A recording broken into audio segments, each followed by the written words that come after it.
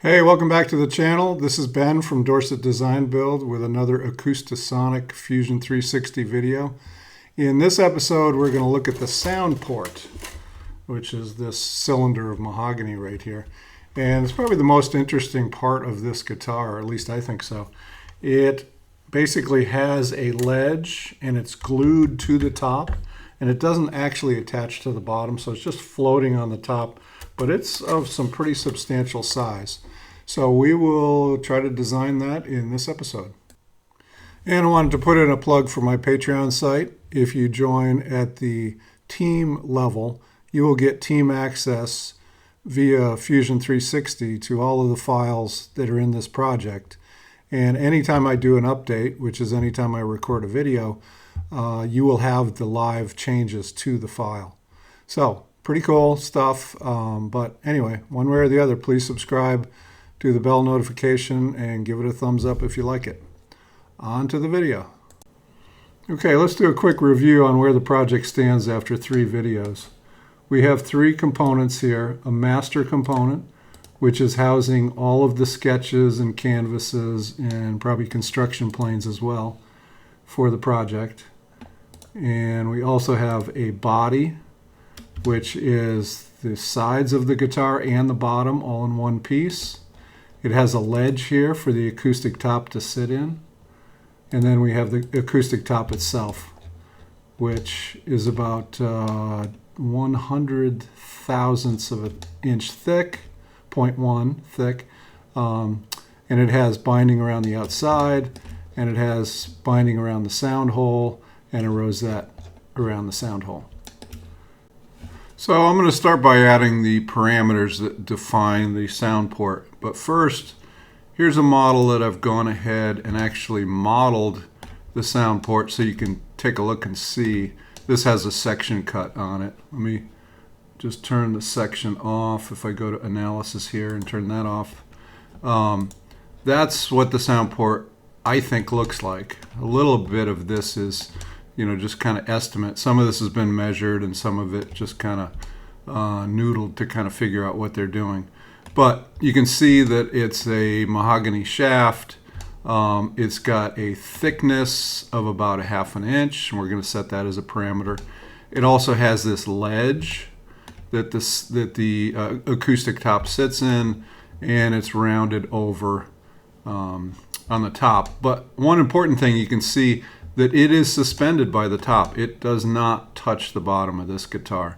And I tried to estimate, the clearance between the back and the bottom of this sound port.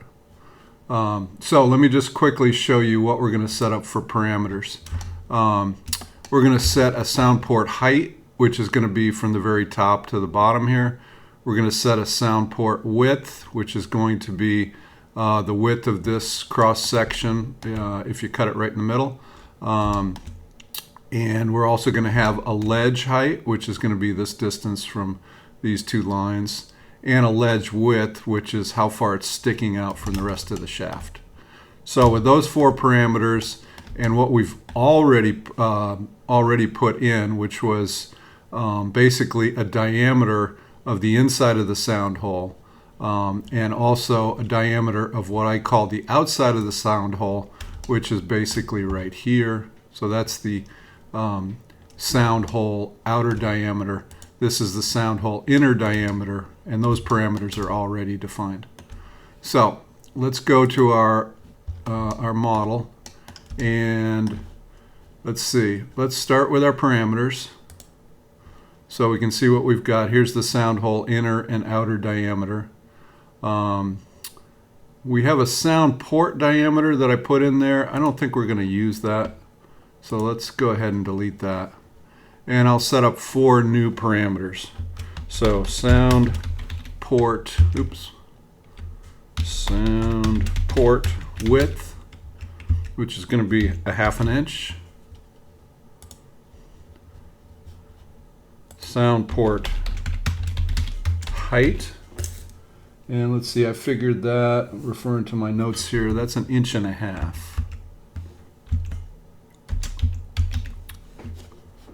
Okay, and what else? We've got a sound port ledge.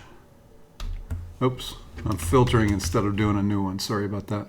So I'm going to click on new parameter, sound port ledge width, which is 1/4 inch.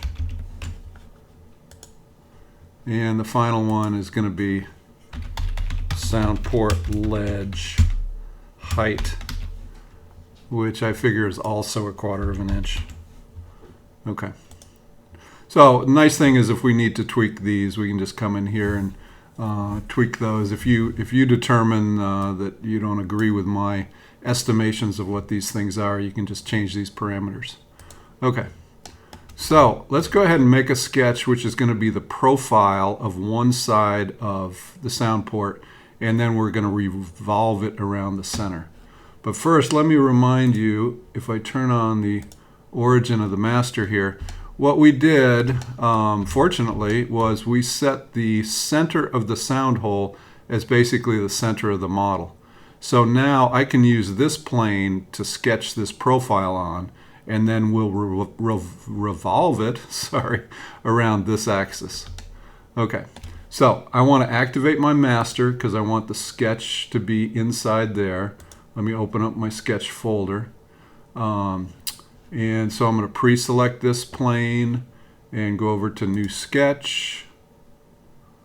And Fusion's taking a second there, but okay, so let me try that again. Okay, I guess I didn't pre-select that plane.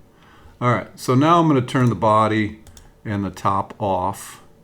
And I think first thing we're going to name that sketch. So this is going to be our sound port sketch. And I want to define a rectangle. The origin is the top of our guitar and also the center of the sound port. So I'm going to make a rectangle purposely not aligned to the center of the origin, and then we'll go ahead and align it. So I want to make this the width of the sound port. So we've got that defined in our parameters, so sound port width. And then the height is going to be our sound port height. So I'll choose that. Okay. And then press enter. So this is fully blue, not constrained at all. So let's go ahead and align this first. So I'm going to use the horizontal vertical alignment tool or constraint. And so I'm going to pick this point right here and the origin point, and now they're horizontally aligned. And now I'm going to do a dimension. So I'll hit D for dimension, click on this line, and also the origin. And this is going to be our sound hole inner diameter. So I'll pick that out of the list. Oh, actually, it's not going to be the inner diameter. It's going to be the inner diameter divided by 2, essentially the inner radius. So let me go back in, double click, edit this, and put /2 on it. Okay, that looks better. So let's just be sure. Let's turn on our top sketches, and we can kind of see where this profile stands. It's coming inward from the end of the top, which is the end of these 3 binding profiles. And you can see that it doesn't flare out enough to support this top right here. So that's why we're going to do a ledge on the outside of that. So let's turn the top back off, and we're going to look straight at our sketch. Okay. Okay, so next I want to work on the ledge. So I'm going to start it somewhere along this line. So I'll get a line. And I do want to avoid snapping to the center because that's going to put a constraint in and not allow us to move this line. So I'm going to go to the right of center here. Click, so I'm coincident with that top horizontal line. And I'll come down here. And the distance I want to come down is the top depth, or acoustic top, and press enter. Okay. So now let's position this line really where it should be. So I'm going to move the dimension out of the way here. So this should be our sound hole outer diameter divided by 2.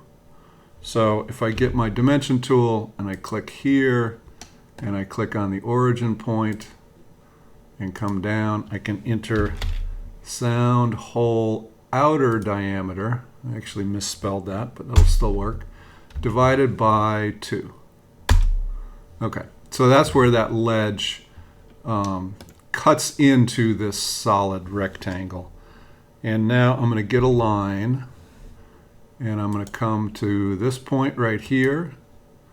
Okay, now we also want to extend this line out by the ledge width. So I'm going to make another line and type in ledge. So here's our sound port ledge width. So I pick that out of the list. Let me move this dimension out of the way. I'll move this guy up here, just not to confuse you with these dimensions. Okay, so now I want to come down by the ledge height. So I'll get a line, I'll come straight down here and type in ledge and pick our sound port ledge height. Okay. All right, and then I can take a line horizontally back here. Okay, so that looks good, but you see we've got 3 profiles here. This shouldn't be here, so I'm going to go up to trim, and I'm going to trim this line away, and trim that line away, and trim that line. So now we have the proper profile. Let me move this dimension up. But you can see we're not fully constrained here. So let's go ahead and go through that exercise of fully constraining this. Sometimes it's a matter of putting a horizontal or vertical constraint. So I'm going to try that first. Now that's saying it's over constrained because we already have a perpendicular constraint there. We've already got a constraint here, a vertical. So that constraint's not going to help us. So let me now move this line and we can see, okay, here's what's going on. We can move that line around. So I'm going to do undo, and I'm going to get my dimension tool, so press D, and we know that this is our ledge width. So I'm going to type in ledge and pick our sound port ledge width. Okay, so that blackened that line, which is good. Okay, so I'll hit escape to get out of the dimension tool, and it looks like we can change the width of this whole profile. So let's put a dimension down here. So I'm going to press D for dimension. Try that again. D for dimension and come down. Oops. One more time. I guess sometimes if you have 2 lines selected and you do a dimension, it's going to go into the angle between the 2 lines. So I'm going to hit escape. Do a D for dimension, click on this line, come down, and this is going to be our sound port width. So sound port width. Okay. So now we have a totally constrained sketch, and we have a single profile to select. So that's really the toughest part of this. Now we're just going to do a revolve with this profile to generate the sound hole, or sound port. So let's finish the sketch. We can actually turn the top on so we can kind of see in reference to things what's going on here. So let's do a section. So I'm going to turn this section analysis back on and kind of swing around this side, and we can see here's our profile. It goes up to the top of the guitar and comes inward a little bit. And it also fully supports, the binding and the rosette, but it also supports the top. So that's why this ledge exists. So what we're going to do is we're going to revolve that around the center. So this will be a good view of what's going on. But we want the body to be in the sound port component, which we haven't defined yet. So I'm going to make a new component. So in order to do that, to keep it on the same level as these other three components, I want to go up and activate the top level component, create a new component, and call this the sound port. Oops. And if you've been following along with my videos, I like to do all uppercase instead of a mixed case, because that way I can look over and see what I've defined versus what Fusion has defined. But you certainly don't need to do that. So I'm going to do an OK here. The sound port is now activated. So if we create a body by revolving this around the axis, it will appear in the sound port, which is what we want. So I'm going to open up that that folder basically. So let's go up to Create and go down to Revolve, and you can see that it's automatically selected our sketch.